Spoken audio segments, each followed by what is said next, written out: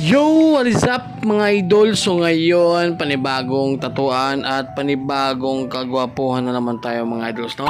So ngayon, kung nakikita nyo dyan mga idol, is gagawa tayo ng chest tattoo. So request ng ating client na si Boss Idol Nelson, no? So repeated client natin to mga idol.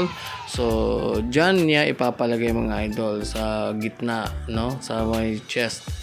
So yun nga, medyo masakit to mga idol. So titingnan natin kung makakakayanan ba to ni Idol Nelson, no? So dyan apart, hapit na pala natapos tayo dyan, no?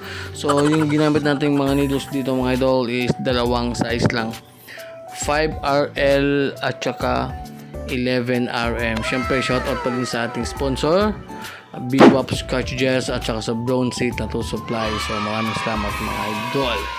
So dito na part is nagsishadow na tayo mga idol. So natapos na pala tayo dyan mga idol. So yan si Boss Idol Nelson. So shoutout sa iyo idol. At ito na yung aming final result after ng 2 oras at kalahati, 2.5 hours of pain. So yan yung aming final result. So talaga namang nagustuhan niya ni Idol at sabi niya babalik pa daw siya sa next session, diba? Napakaganda mga idol. So syempre salamat sa tiwala, Idol Nelson. At yun lang mga idol, happy Friday mga idol.